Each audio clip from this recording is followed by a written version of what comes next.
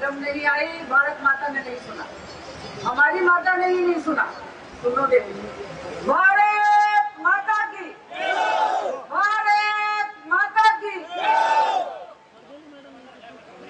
Bharatiya Janata party जिंदाबाद, जिंदाबाद, Bharatiya Janata party जिंदाबाद, जिंदाबाद। अभी आवाज को और बुलंदियों पे ले जाना पड़ेगा, ऐसा मैं सोच रही हूँ।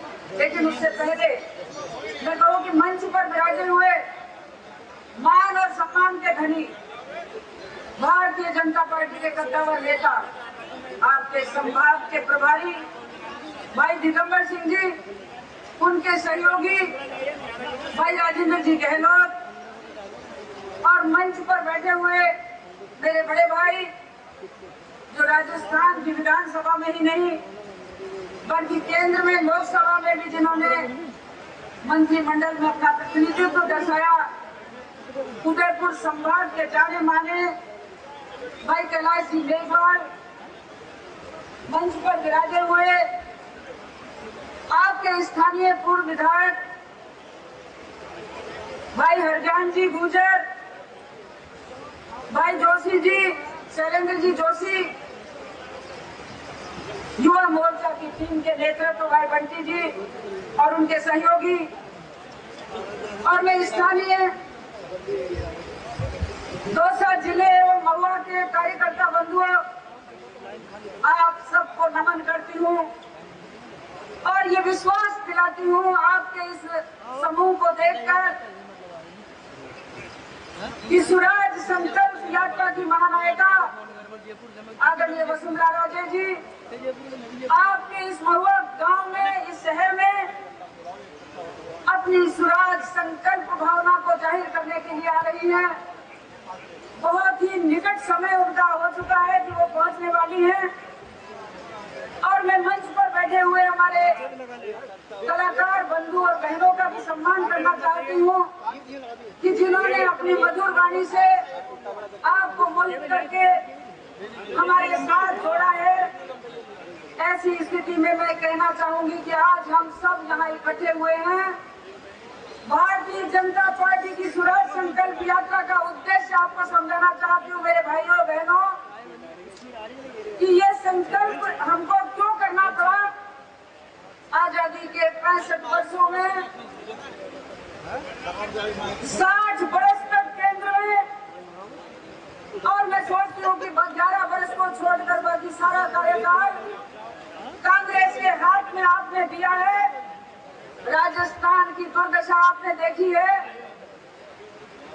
चाहे शिक्षा हो, चाहे हमारा स्वास्थ्य हो, भले ही हमारी महिलाओं की अस्मिता हो, भले ही नौजवानों का रोजगार हो, भले ही सड़क बिजली पानी की समस्या हो। आज हम देख रहे हैं कि चारों तरफ राजस्थान में त्राही त्राही मची हुई है, और ऐसे में राजस्थान का मुखिया ये सौगात नहीं, ये खैरात नहीं, राजस्थान के कड़े पसीने को रिश्वत के रूप में जन जन तक पहुंचा रहा है, केवल वोट के लिए पहुंचा रहा है। मैं आपको बताना चाहती हूँ मेरे भाइयों कि 2 राजाओं का राज जब होता है तो जगत में फिर देश में अंधेरा ही होता है।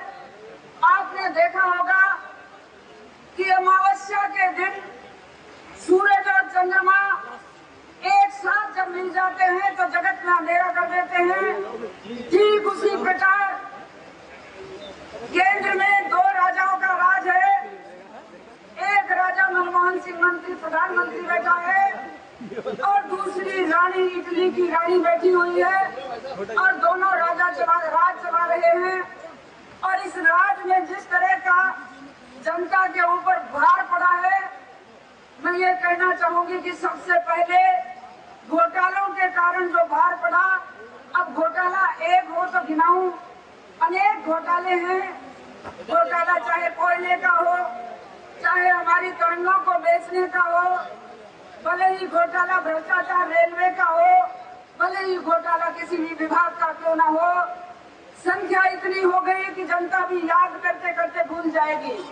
मेरे भाइयों, मैं आपको बताना चाहती हूँ कि ये पेंशन योजना और ये फ्री का सारा माल बांटना, ये सब के सब आपके वोट खरीदने के लिए आपको रिश्वत दी जा रही है।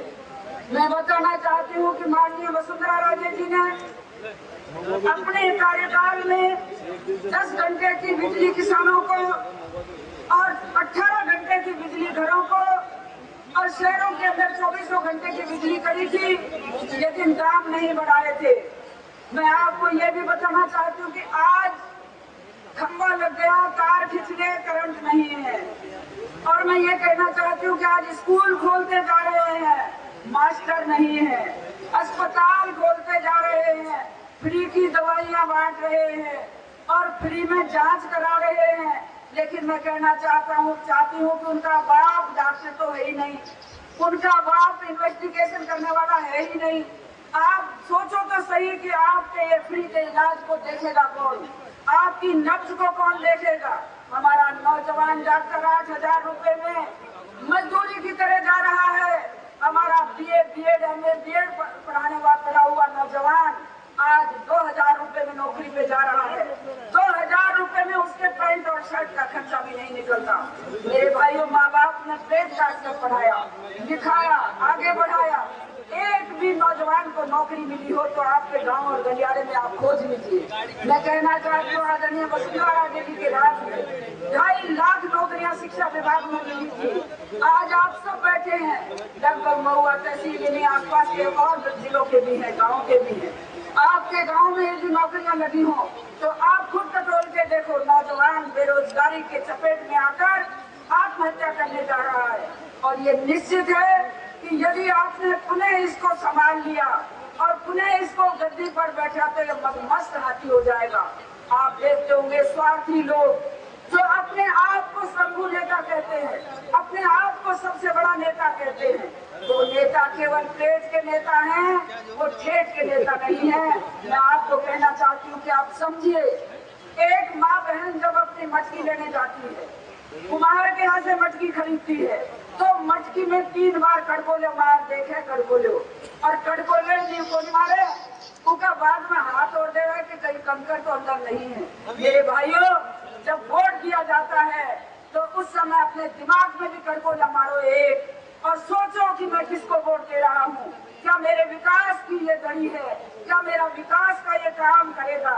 ये बात आपको सोच के देनी पड़ेगी। और मैं तो आपके सामने खड़ी हूँ और आपको बताना चाहती हूँ कि भारतीय जनता पार्टी ऐसी पार्टी है जिसने जन विकास के लिए गंगा बहाई।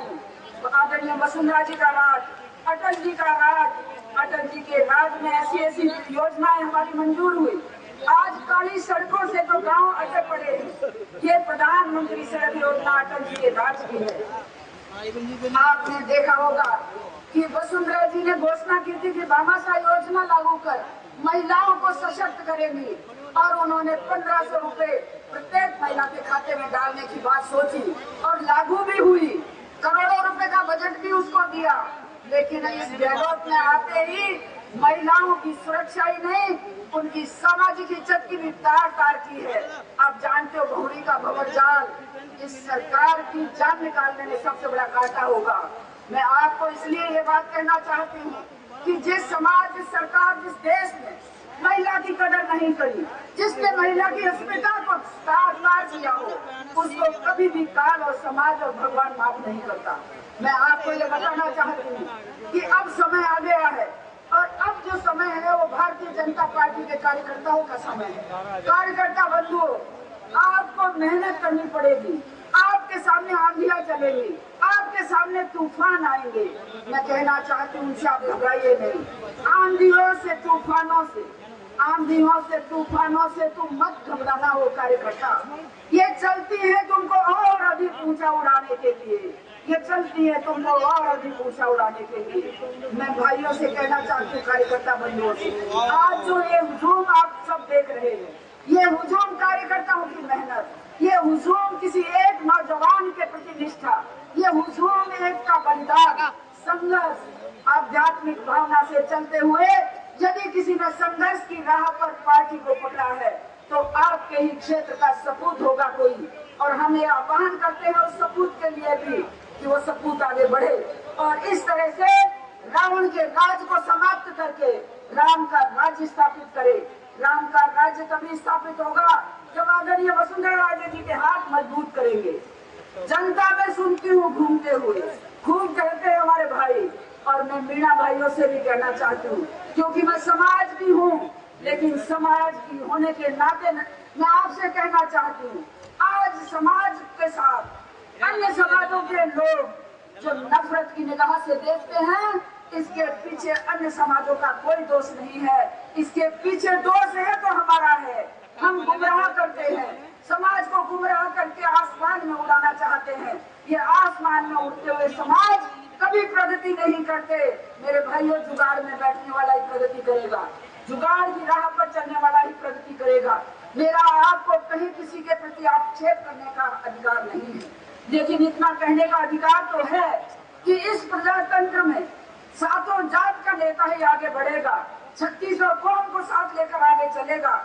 आदरणीय वसुंधरा राजे, आप देखते होंगे कि सातों जात को लेकर आगे बढ़ रही है और राजमहल से निकलकर आपके महलों में, आपकी सड़कों पर चल रही है और सड़कों पर चलते हुए आपको विश्वास दिलाना चाहती है कि आप सब उनका विश्वास करिए और विश्वास से आगे बढ़िए।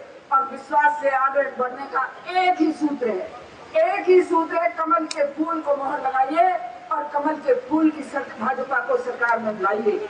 यदि आप सरकार में लाएंगे तो मैं कहना चाहती हूँ, गांव का, गरीब का, किसान का, नौजवान का, शिक्षा और समृद्धि का, महिलाओं की अस्मिता की रक्षा होगी और देश आगे बढ़ेगा, प्रदेश आगे बढ़ेगा।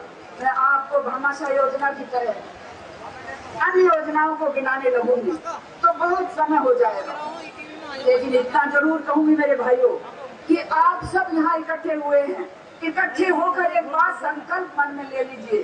देखिए, आप मैं कहना चाहती हूँ, मैं मीणा समाज के भाइयों को भी कहना चाहती हूँ कि संगमा की गोद में बैठने वाला वो संगमा स्वयं स्पीकर रहा था, आज वो जगह जगह गोल बैठा हुआ है और आज उसकी ये हालत है कि उसको कोई पूछने वाला नहीं है उसके प्रदेश में। ऐसे में आप गुमराह मत होइए, आप दमदारी से भाजपा का साथ दीजिए। आपने सदा से महुआ ने भाजपा का साथ दिया है, सदा से इस क्षेत्र ने भाजपा को आगे बढ़ाया है। अब परिवार से निकले हुए लोग बागी कहलाते हैं, बागी। मैं आपको कहना चाहती हूँ कि बागियों को आगे बढ़ाने की बजाय हमारे धर्म और नीति पर हम रहे, हमारी पार्टी के साथ रहे तो निस्संदेह हमारा कल्याण होगा, हमारे क्षेत्र का विकास होगा और हम सब जीत कर आगे निकलेंगे। मैं आपको ये बताना चाहती हूँ, पूरे राजस्थान में हवा वसुंधरा की है, पूरे राजस्थान में दुनिया वसुंधरा को चाहती है, भाजपा को चाहती है, हमारे नेताओं के कद को समझती है।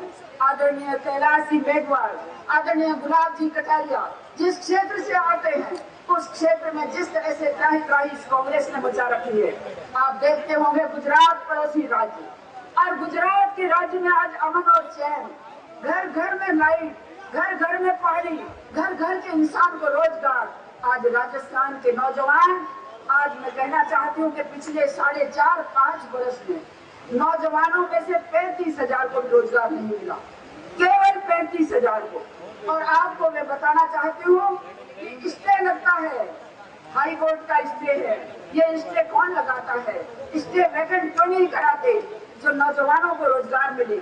अनेकों प्रकार की घृणित और त्रुटिपूर्ण योजनाएं इन्होंने चालू की है। मैं टीचर्स को कहना चाहती हूँ कि शिक्षा विभाग में रही और शिक्षा विभाग में रहते हुए मैंने ये देखा कि गांव के बच्चे तो गवर्नमेंट स्कूल में ही पढ़ेंगे, लेकिन इस कांग्रेस के राज में कानून पास हो गया कि 8वीं तक फेल ही मत करो। अब हमारा गांव का बच्चा तो न बकरी चलाने का रहेगा, न खेती करने का रहेगा, न नौकरी करने का रहेगा।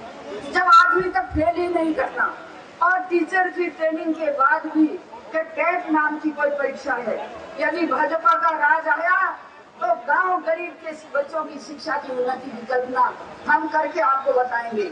और आपको बताना चाहते हैं कि आदरणीय वसुंधरा जी को आप इतना विश्वास दिला दीजिए, गहलोत जी को इतना विश्वास दिला दीजिए, निकम्बर सिंह जी इस क्षेत्र के प्रभारी हैं, इनको विश्वास दिला दीजिए कि 2 साल की 5 सीटें हम भारतीय जनता पार्टी को देंगे।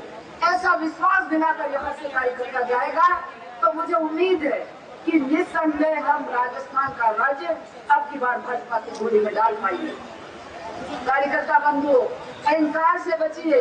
अहंकार